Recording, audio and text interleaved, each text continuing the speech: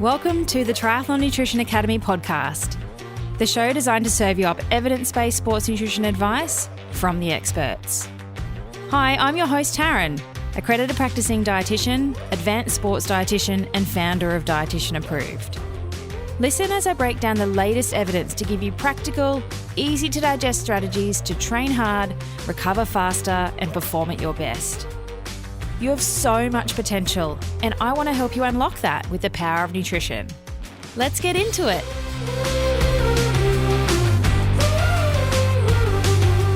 Hello, and thank you for putting me in your ear holes today. I'm coming to you from my cupboard, as per usual, and what I want to talk you through today is some strategies to help you manage return to training. So wherever you're listening, whether it's going for a long run or maybe sitting on the wind trainer, send me a selfie or a screen grab of you listening wherever you are. Tag me on Instagram at dietitian.approved. You've got to spell dietitian correctly though, the Australian way, with 2 T's, not a C. But I love seeing my academy athletes on our power hours every Thursday. Some of them are running on a treadmill. Some of them are going for a walk. Some of them are sitting on a wind trainer. I love that we can multitask and exercise and upskill in our nutrition as well. So definitely tag me if you're doing something like that right now. So today's episode on managing a return to training. Now, what does that actually mean? Return to training could simply mean getting back into it after being sick. You know, where you've had a few days or a week or a couple of weeks off, and we're kind of restarting again. It could be maybe some holidays where you've had a week off or a couple of weeks off or multiple weeks off where you're not in your usual rhythm of training. You could have been injured, and so you've really not done much until now. We're sort of starting to get back into that. You could have had an off-season break, whatever those things are. You could have done a massive event, like maybe you've just done Kona. Maybe you've done Sunny Coast 70.3 or another big 70.3 Ironman event or whatever it is, and you've had some downtime and you're just getting back into your training now. It could also be, it's not necessarily a return to training, but it could be that you're new to training, that you're just starting out. And some of these strategies are going to be really useful for you. When we are high-achieving triathletes and we do a lot of exercise, it's really important that we overlay our nutrition strategies with that.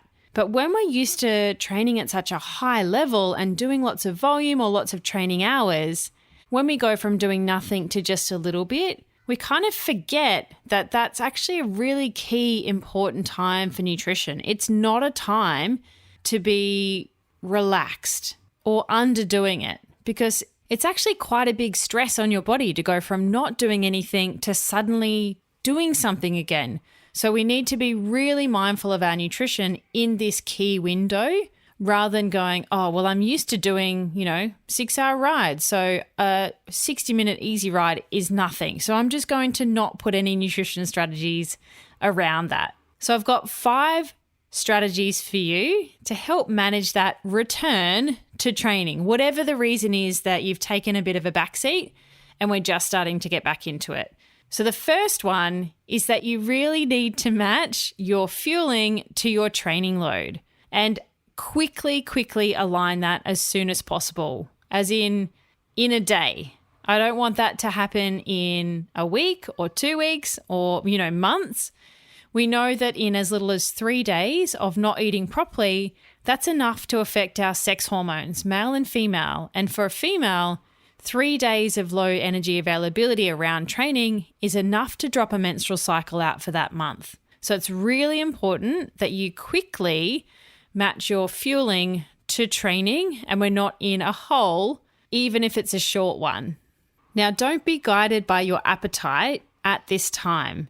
It actually takes a week or 2 for your appetite to catch up to what your body's doing. It's not a great regulator and signal for how much fuel you need. A lot of the time when you don't train and then train, your appetite doesn't tell you that you're hungry. And so you're like, I'm not hungry, so I won't eat. And that doesn't happen for a little while. It'll maybe take 2 weeks for that to happen. And then you are suddenly ravenous and you can't seem to fill the hole. You just want to eat everything.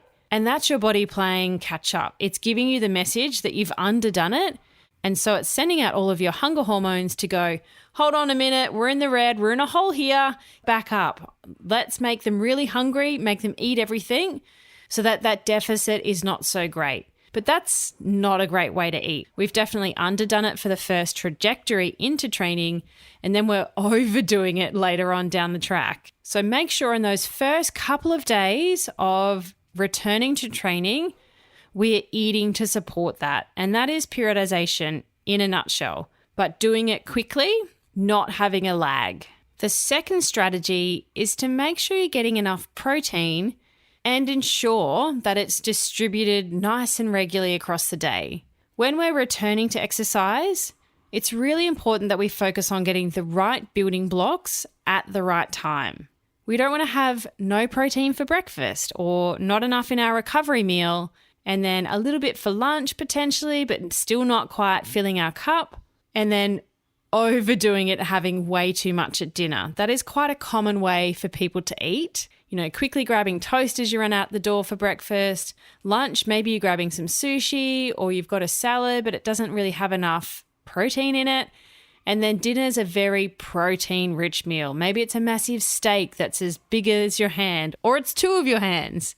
But what we want to do is split that all up, spread it across the day nice and evenly, and fill our cup at regular intervals.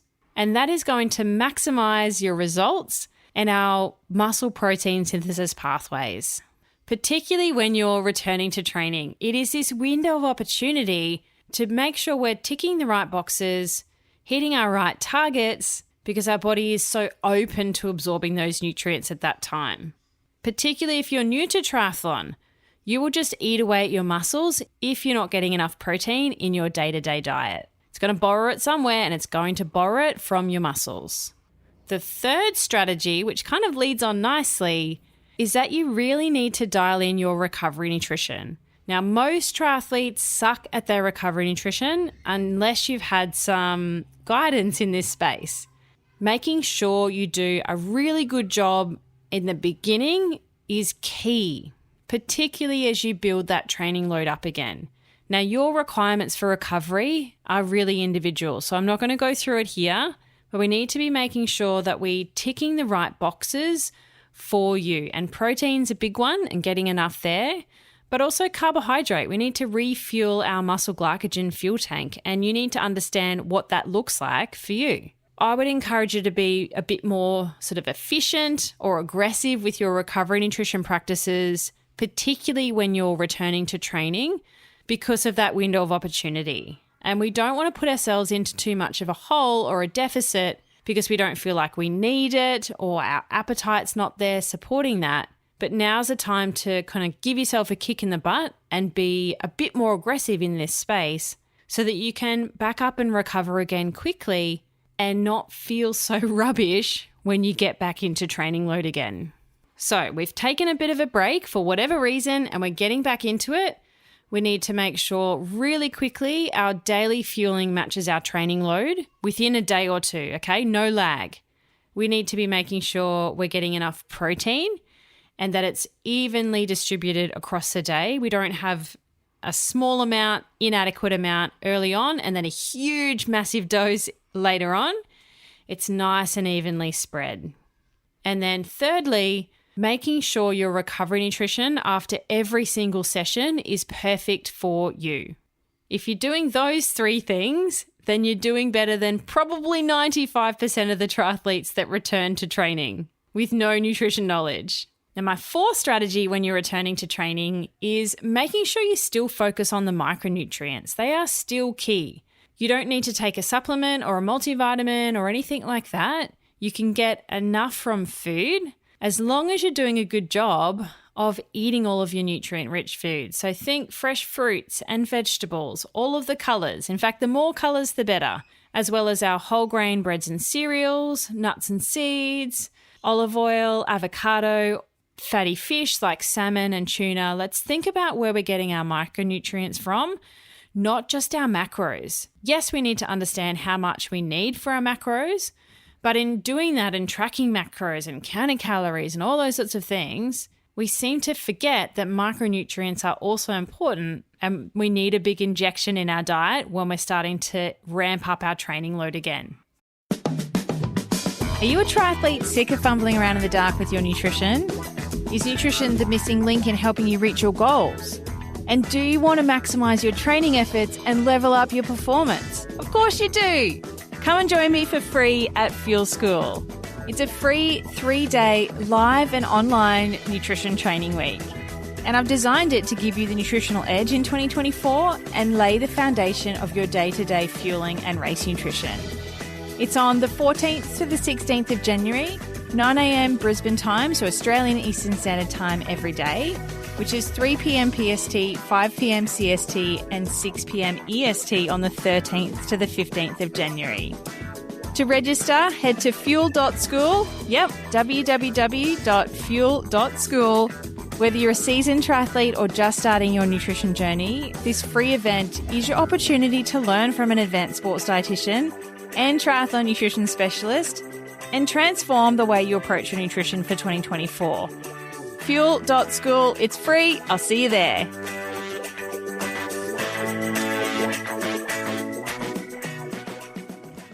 So make sure you're getting your 2 serves of fruit, 5 serves of veggies on the daily. Make sure you're getting enough fiber in your diet. Make sure you're meeting your calcium needs. That's so important as an endurance athlete. We need it for strong bones and teeth, but calcium is involved in every single muscle contraction. If you haven't listened to it yet, go back and listen to episode 40, where I talked about calcium and why it's so important for endurance athletes. The other nutrient that you really need to concentrate on as an endurance athlete is iron. Are you getting enough from your diet here? Do you know how much you need? Are you meeting your RDI or your target? And do you know how to look into what your iron levels are and make sure that they are optimal for somebody that's active? We have higher requirements and different targets when we train for 3 sports, different to the general population. So if you haven't listened to it yet, go back and listen to episode 33. This is some, good Christmas holiday listening, where I was joined with Becky Hall, who is a fellow advanced sports dietitian who has done a lot of research in iron and endurance performance. So a good place to go if you have no idea what I'm talking about with iron. These are 2 really important nutrients that you need and you need to be across. And it's something we cover in the first phase of the Triathlon Nutrition Academy program for that reason. When we are spending 8 weeks together building out your day-to-day nutrition, these are 2 key things that we talk about pretty quickly in the program because they are so important and triathletes don't have any idea how to get enough here. So if you're interested in that, we open doors again in January 2023. So just planting the seed now if that's something that you want to do for next year. Other nutrients that we also need in our diet are our pre- and probiotic foods. And a lot of us kind of forget about that. We don't need to take a probiotic supplement again. There's definitely reasons for that, but you can be getting a lot of these things from your diet. So think yogurt, kefir, kombucha, but real kombucha, not the fake stuff. Kimchi, sauerkraut. A lot of these fermented foods are really good for our gut and our gut microbes. The same as our prebiotic foods, which our gut bacteria need. A lot of that stuff's found in our fruits and vegetables. So again, another tick for making sure you have that good plant-based diversity in your diet. Particularly when you're returning to training, that's a key time where we have increased needs for a lot of these things.